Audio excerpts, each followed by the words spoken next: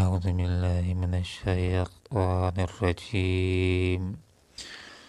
بسم الله الرحمن الرحيم. وقال الذين أشركوا لو شاء الله ما عبدنا من دونه من شيء نحن ولا آباؤنا ولا حرمنا من دونه من شيء كذلك فعل الذين من قبلهم فعل الرسل إلا البلاغ المبين. صدق الله العظيم. سبحانك لا علم لنا إلا ما علمتنا إنك أنت العليم الحكيم. وقال اور کہا الذین ان لوگوں نے جنہوں نے اشرکوا شرک کیا، لو شاء اگر چاہتا اللہ تعالیٰ ما عبدنا تو ہم عبادت نہ کرتے، من دونی من شیء اس کے علاوہ کسی چیز کی، نحن نہ ہی ہم ولا آباؤنا نہ ہی ہمارے آبا و اجداد، ولا حرمنا اور نہ ہم حرام ٹھہراتے من دونی اس کے حکم کے بغیر من شیء کسی چیز کو، کذالک اسی طرح فعل کیا تھا الذین ان لوگوں نے من قبلہم جو ان سے پہلے تھے، فعل سو نہیں علی الرسل رسولوں کے اوپر کچھ ذمہ داری، الا سوائے البلاغ المبین واضح طور پر پہنچا دینے کے۔ مشرکین مکہ کچھ اس وقت یہ بات سمجھائی جاتی تھی کہ لوگوں ایک اللہ کی عبادت کرو اور اس کے ساتھ کسی اور کی عبادت نہ کرو، یا لات و عزا و منات کو اللہ رب العالمین کے ساتھ بندگی میں شامل نہ کرو،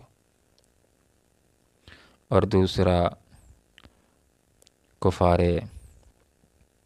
مکہ اپنی مرضی کے ساتھ بعض جانوروں کو حلال قرار دیتے، بعض کو حرام قرار دیتے، تو جب ان کو یہ بات سمجھائی جاتی کہ شرک نہ کرو اور اپنی مرضی کے ساتھ بعض کو حلال اور بعض کو حرام نہ ٹھہراؤ، تو شرک کے جواز کے لیے اور علت و حرمت کے اختیار کے لیے آگے سے یہ بات کہہ دیا کرتے، شرک کے جواز کے لیے یہ دلیل پیش کر دیتے کہ ہم جو شرک کر رہے ہیں اور اپنی مرضی کے ساتھ بعض جانوروں کو حرام قرار دے دیتے ہیں اور بعض کو حلال قرار دے دیتے ہیں، تو یہ شرک ہمارا اللہ کی مرضی کے مطابق ہے، اللہ کی چاہت کے مطابق ہے۔ اگر اللہ رب العالمین کی چاہت کے مطابق نہ ہوتا تو ہم کسی اور کی عبادت نہ کر سکتے، اللہ ہمیں اس سے روک دیتا، ہم اپنی مرضی کے ساتھ حرام حلال نہ ٹھہراتے، اللہ رب العالمین اس سے ہمیں روک دیتا۔ وقال اور کہا الذین ان لوگوں نے اشرکوا جنہوں نے شرک کیا، لو شاء اللہ اگر اللہ چاہتا ما عبدنا تو ہم عبادت نہ کرتے، من دونی من شیء اس کے علاوہ کسی اور کی، نحن ہم ولا آباؤنا اور نہ ہی ہمارے آبا و اجداد، اور نہ ہی اس کے حکم کے بغیر ہم، ولا حرمنا اور نہ ہی ہم حرام ٹھہراتے من دونی ہی من شیء اس کے حکم کے بغیر کسی چیز کو۔ یہاں پر ان کو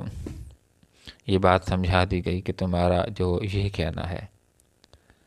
کہ یہ ہمارا شرک جو ہم کر رہے ہیں اللہ کی چاہت کے مطابق ہے، اگر اللہ چاہتا ہے اسے روکنا تو ہمیں روک دیتا۔ جہاں تک روکنے کی بات ہے تو وہ تو اللہ رب العالمین نے اپنے انبیاء کو بھیج کر کتابوں کو نازل کر کے سختی کے ساتھ شرک سے روک دیا ہے، اور یہ بات سمجھا دی ہے کہ حلال کرنے کا اختیار اور حرام کرنے کا اختیار اللہ رب العالمین کے پاس ہے۔ اور جہاں تک اس بات کا تعلق ہے کہ جبراً زور کے ساتھ اللہ تعالیٰ روک دے، کسی کو شرک کا موقع ہی نہ دے، جو شرک کرنا چاہے تو وہیں پر اللہ تعالیٰ اس کو جام کر دے، یا جو اپنی مرضی کے ساتھ کسی جانور کو حلال یا حرام ٹھہرانا چاہے اللہ تعالیٰ اس کی زبان کے اوپر فارغ لے آئے، جبراً اللہ روک دے، تو اللہ رب العالمین نے اپنی یہ سنت نہیں رکھی ہے، اس لیے کہ اللہ تعالیٰ نے انسانوں کو امتحان کے لیے پیدا کیا، اپنی بندگی کے لیے پیدا کیا، اور امتحان اسی صورت میں ہو سکتا ہے کہ جب ارادے اور اختیار کی آزادی دی جائے، تو اللہ رب العالمین نے انسانوں کو ارادے اور اختیار کی آزادی دی ہے۔ دوسری بات یہ ہے کہ کائنات کے اندر ایک پتہ بھی اللہ رب العالمین کے حکم کے بغیر گر نہیں سکتا، اللہ کی مشیت کے بغیر گر نہیں سکتا۔ دنیا میں جو کچھ ہو رہا ہے اللہ کے قبضے، قدرت اور کنٹرول سے باہر نہیں ہے، جو بھی ہو رہا ہے اللہ کی مشیت کے مطابق ہو رہا ہے،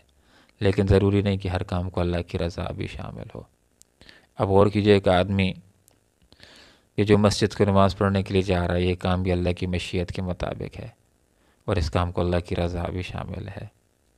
نماز پڑھنے والے سے اللہ تعالیٰ راضی بھی ہوتا ہے، اس کام سے کہ ایک آدمی مسجد کو نماز کے لیے جائے، اس سے اللہ راضی بھی ہے۔ اور ایک آدمی جو چوری کرنے کے لیے جا رہا ہے، تو یہ کام بھی اللہ کی مشیت کے مطابق ہو رہا ہے۔ اگر اللہ تعالیٰ جبراً اس کو روک دے تو وہ چوری کرنے کی جرات بھی نہیں کر سکتا۔ تو جو آدمی چوری کرنے کے لیے جا رہا ہے وہ بھی اللہ کی مشیت کے مطابق ہے، لیکن اس کام سے اللہ راضی نہیں، اس کام کو اللہ کی رضا شامل نہیں۔ ایک آدمی جو توحید کے راستے کے اوپر ہے، یہ بھی اللہ کی مشیت کے مطابق ہے، اور اس کام سے اللہ رب العالمین راضی بھی ہے۔ اللہ نے یہ بات سمجھا دی ہے کہ میں موحدین سے راضی ہوں، جو مجھ کو مانتے ہیں اور ایک مانتے ہیں، میں ان سے راضی ہوں۔ اور جو آدمی شرک کے اندر مبتلا ہے، یہ کام بھی، شرک کا کام بھی اللہ کی مشیت کے مطابق ہے، لیکن شرک سے اللہ رب العالمین راضی نہیں ہے، مشرکین سے اللہ رب العالمین راضی نہیں ہے۔ شرک سے سختی کے ساتھ اللہ رب العالمین نے روک دیا ہے۔ قرآن کی ایک آیت ہے جس کا یہ مفہوم ہے کہ آخرت کے اندر اگر اللہ رب العالمین چاہے جس گناہ کو معاف کرنا تو معاف کر دے گا، لیکن شرک کے بارے میں اللہ کا یہ اعلان ہے کہ شرک کو اللہ رب العالمین معاف نہیں کرے گا۔ کذالک، اسی طرح فعل کیا تھا الذین، ان لوگوں نے من قبلہم جو ان سے پہلے تھے۔ ان مشرکین مکہ سے پہلے بھی بہت سارے لوگ ایسے گزرے ہیں کہ جو شرک بھی کیا کرتے تھے اور شرک کے جواز کے لیے دلائل بھی پیش کیا کرتے تھے، لیکن یہ ایک مسلمہ حقیقت ہے کہ اللہ رب العالمین توحید سے راضی ہوتا ہے، اس کو ایک ماننے سے راضی ہوتا ہے،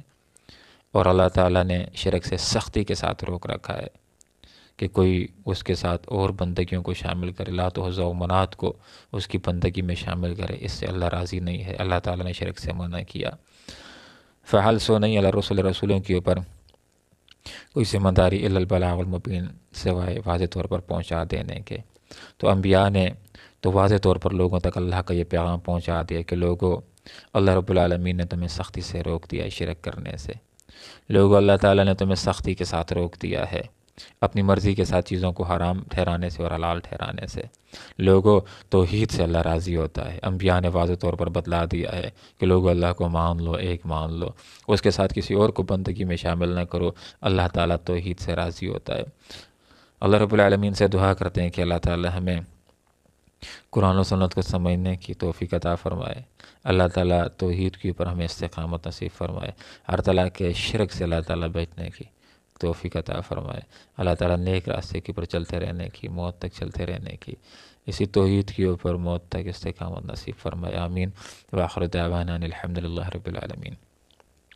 وقال، اور کہا الذین، ان لوگوں نے اشرکوا جنہوں نے شرک کیا، لو شاء اگر چاہتا اللہ تعالیٰ ما عبدنا، تو ہم عبادت نہ کرتے من دونہ من شیء، اس کے علاوہ کسی چیز کی، نحن ہم ولا آباؤنا، اور نہ ہمارے آبا و اجداد، ولا حرمنا، اور نہ ہم حرام ٹھہراتے من دونہ من شیء، اس کے حکم کے بغیر کسی چیز کو، کذالک اسی طرح فعل کیا تھا الذین، ان لوگوں نے من قبلہم جو ان سے پہلے وہ گزرے، فعل سو نہیں اللہ رسولوں کے اوپر کوئی ذمہ داری اللہ سوائے البلاغ المبین، واضح طور پر پہنچا دینے کے۔